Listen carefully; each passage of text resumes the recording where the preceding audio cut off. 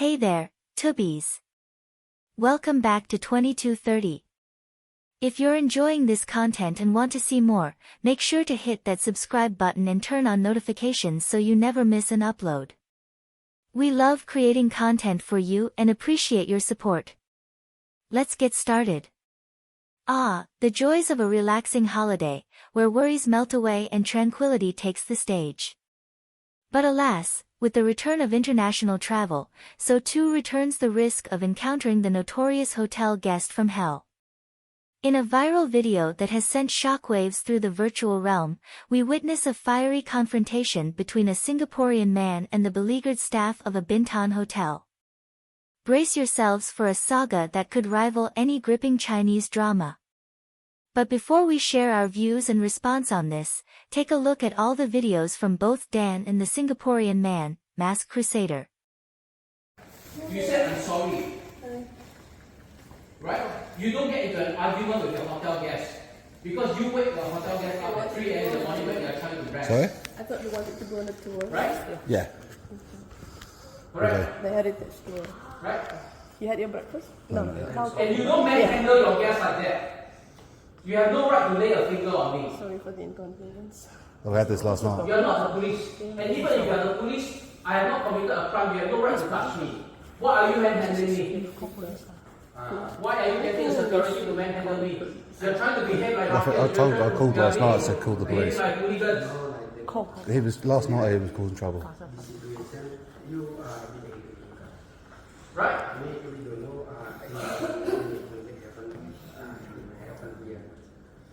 What happened is that you disturbed my sleep at 3 a.m. in the morning. Yes. When I put a do not disturb sign. Right? And I already said the first time round, when the first time you knocked on my door, I said, oh, please do not disturb. I've got a child sleeping. Alright? You're disturbing the child. You're waking up the child. But what do? You come back and keep on hammering on my door until I open the door. Why? Is there a fire that everybody needs to evacuate the room? The ship? No. Then, what is the emergency that you need to wake everybody up at 3 a.m. in the morning? What is the emergency? Like this.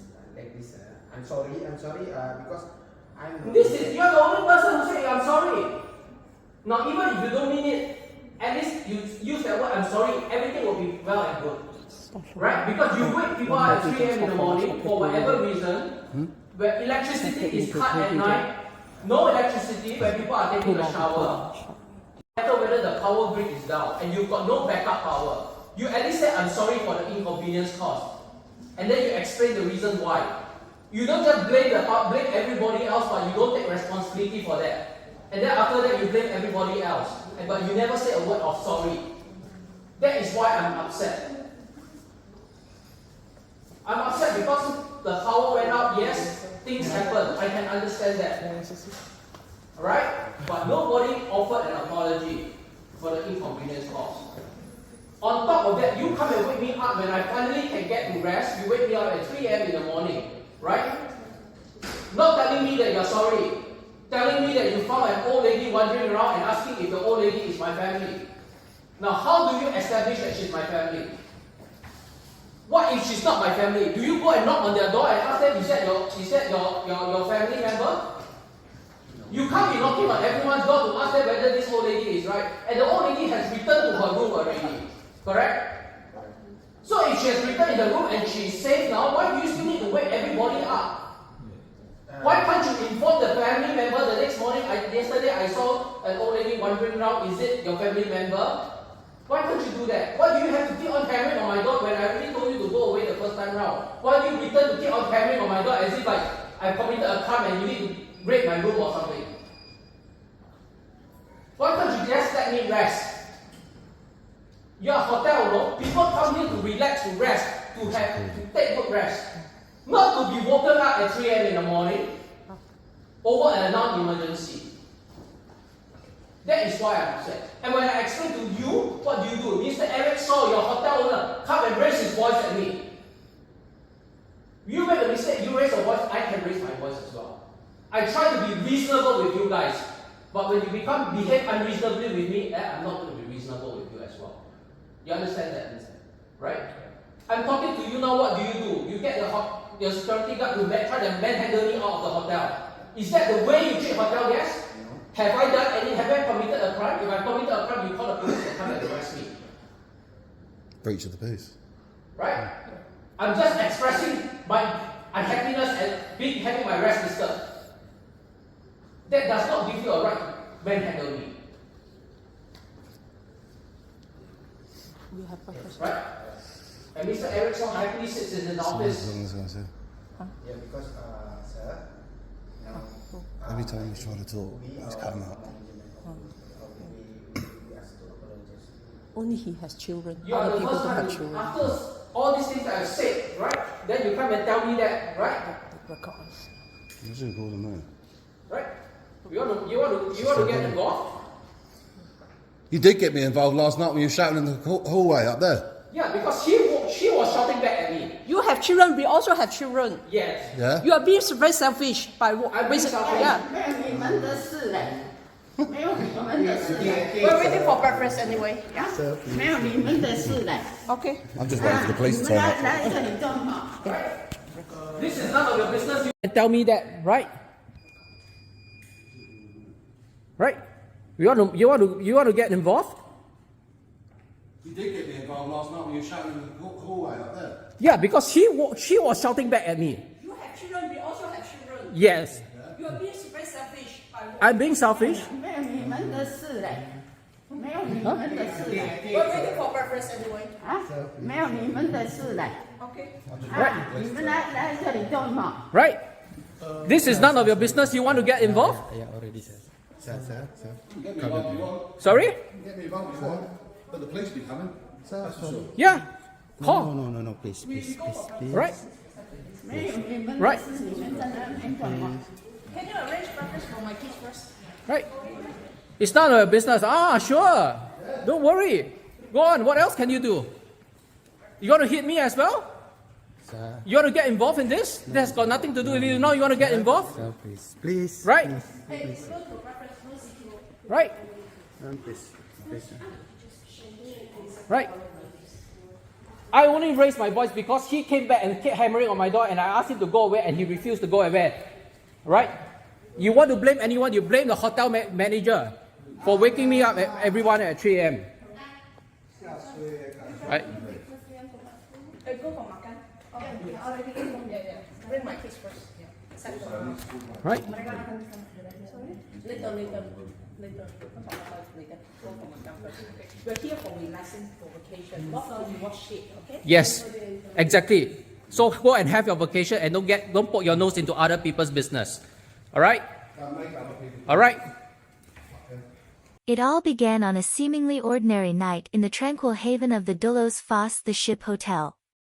Enter our irate protagonist, armed with righteous anger and a camera-wielding accomplice.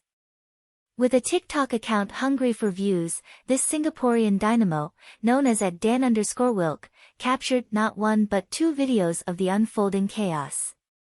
Part 1 amassed a respectable 71.6k views, while Part 2 skyrocketed to a staggering 342.9k views.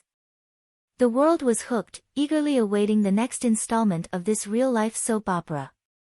In the lobby of the hotel, tension crackled in the air like electricity during a summer storm.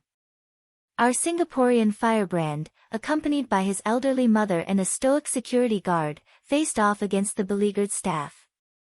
Pointing his index finger with the finesse of a seasoned scolder, the man unleashed a verbal tirade. His complaint? The audacity of the hotel staff to disturb his precious slumber at the ungodly hour of 3 a.m. As our indignant protagonist railed against the hotel staff, accusations flew like shrapnel in a battlefield of words. He vehemently protested against the alleged manhandling and invasion of his sleep sanctuary. With a mix of frustration and theatrical flair, he demanded answers. Why was he treated like a criminal? Why were hotel guests subjected to a nocturnal disturbance of epic proportions? But hold your judgment, dear readers, for every tale has two sides. According to the hotel's director, their intentions were far from villainous. It appears the man's elderly mother had embarked on a late-night escapade, inadvertently knocking on a fellow guest's door. Concerned for her safety, the hotel staff embarked on a mission to locate her cabin, unaware of the familial connection. Enter the Singaporean whirlwind, ready to defend his right to an undisturbed sleep and challenge the staff's actions. In a twist worthy of a Shakespearean comedy, our intrepid cameraman, Dan, found himself caught in the crossfire. The man, feeling wronged and exposed, confronted Dan and his Asian wife, labeling them as abusers who had encroached upon a private altercation. Fingers were pointed, tempers flared, and accusations flew as the tension mounted. As the dust settles, the hotel hopes to lay this storm to rest. They have shared their side of the story, emphasizing their concern for the wandering mother's safety. However, they issue a stern warning: if the man persists in posting misleading allegations, they will not hesitate to seek legal recourse. The owner, displaying admirable resilience, chooses to let bygones be bygones, though the unpaid bill remains a bitter reminder of the incident. And so, dear readers, we bid adieu to this riveting tale of hotel havoc. It serves as a reminder that even in the most idyllic settings, tempers can flare and misunderstandings arise. Let this cautionary tale remind us all to approach such encounters with grace, understanding, and perhaps a pinch of humility. As for our Singaporean firebrand, may he find the solace and uninterrupted sleep he so fiercely defended. Until the next chapter unfolds in the unpredictable world of viral sagas, let us sip our tea and await the next riveting tale. Thanks for tuning in to this response video. If you want to stay up to date on the latest reactions and responses, make sure to subscribe and hit the notification bell. And as always, I love reading your comments and feedback. Once again, thank you for viewing, and I hope to see you on the next video.